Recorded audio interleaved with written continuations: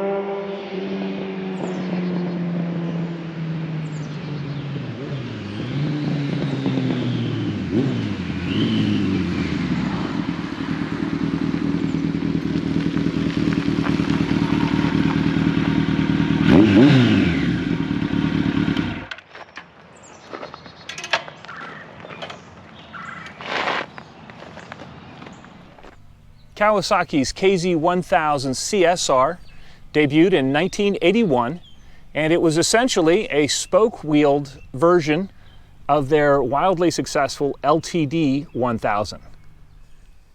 All right, I know at least someone out there is thinking, wait a second, that's not a cruiser, it sounds like a sport bike. Well, in the mid-70s and early 80s, the Japanese had not yet subscribed to the idea that a cruiser should have a V-twin engine. And so what they did to cash in on the cruiser market that was very popular at the time and continues to be to this day, they took their standard engines, which were mostly inline four-cylinder engines, mostly air-cooled engines, and they changed the body style. So they did a smaller gas tank, more rounded. They did the stepped seat and called it a cruiser. But this has a very similar frame and very similar engine to their sport bikes of the time. So this bike actually has very good performance. It has excellent brakes for the time period. It has adjustable suspension. It has air suspension in the front, adjustable shocks in the back with not only preload, but damping adjustment as well. And so functionally, it's a very light handling, nice handling bike. Unfortunately, some of that handling was hampered by the original buckhorn handlebars and fully upright seating. And the cruiser seating position, honestly, it makes it a little bit more difficult to handle. And so some of the modifications that I have done to this bike and will continue to do actually make it a little bit less cruiser-ish, but give you a little bit, the rider a little bit better control feel for the machine and makes it safer. So, but the bike really, if you had to categorize it today, it's almost a I guess some of the similar stuff that we have today would be almost a scrambler type machine, or you could call it a muscle cruiser. This particular bike I bought as a non-runner, and I've been for quite a while now chasing down a problem, and I finally figured out what it was. I thought it was carburation, but here my coil for the number 1 and number 4 cylinder was bad. And so the bike would run great above 3,000 RPM, but it would cut out and foul plugs below that point. Thankfully, I've got that situation cleaned up. I'm still doing a little bit of fine tuning on the carburation, but it's almost there. It's about 95%. It does not hiccup or stumble at any RPM currently. I have recently done a video of the install of the Delcovic ceramic coated pipe, and I do have an update for you on how long that coating will last. The coating right where the pipes come out of the head, you can see the coating has cracked from the heat and then flaked away. So Delcovic, I did contact them. They were nice enough to send me a whole new system. And so I was waiting till I had the carburation issue fixed. And so now that I have that sorted out, I will go ahead and install the new Delcovic pipe.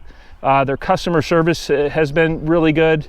If that one does not hold the coating where it comes out of the head here, what I'll have to do is maybe just bead blast this pipe and run a stainless header and then just the ceramic coated exhaust canister there. You can see we've got a little bit of oil seepage from the valve cover gasket. The bike has about 10,000 miles on it. Right now, I have the parts. What I'll do is when I go to replace that, I'll also replace these end caps, and I will go ahead and check the valves at that time. You can see here too, my spark plugs aren't set up exactly the way I want them yet. That was just a quick fix to see if I actually used a Suzuki coil in place of the Kawasaki one, and the routing of the wires is a little bit different. So I will get that tidied up in the process when I do the valve cover, check the valves, everything else. I did notice at high RPM right now I'm having a little bit of clutch slippage. So I will replace the clutch plates here. I'll try to take a video of that, and it should be a pretty straightforward job on this motorcycle. Thing I love about these old air-cooled bikes, they're just fantastically simple to work on. Pretty much everything is readily accessible. It's generally, they don't take a lot of time to take apart or put back together again, and it's pretty straightforward engineering.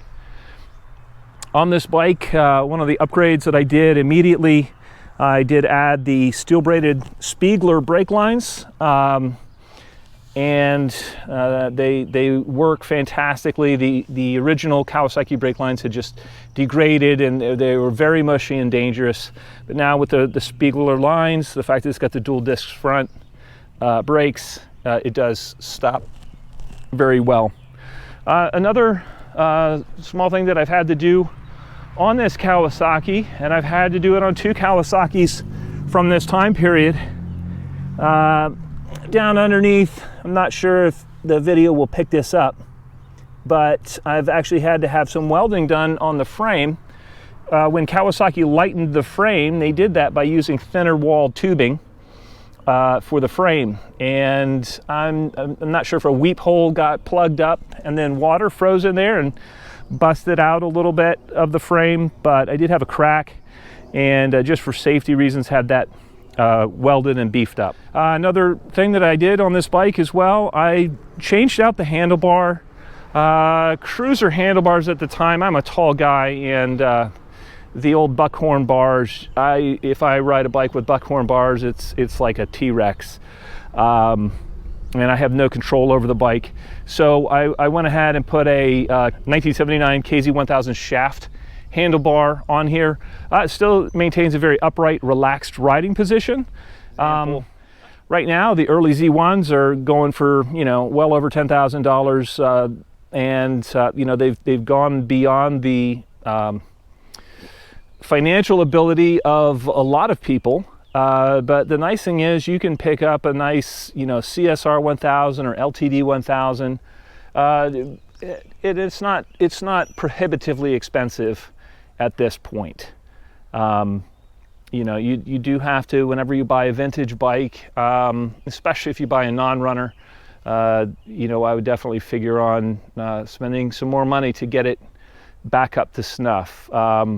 Once these bikes are dialed in, take care of the leaks, the drips, fuel petcocks, cleaning the carbs, that kind of stuff. Once they're dialed in properly, they really are everyday driver reliable, and just a lot of fun to ride.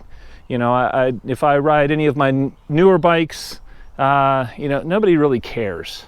But if I ride the vintage bikes, oftentimes I'll have people stop me at the gas station and want to talk about the bike.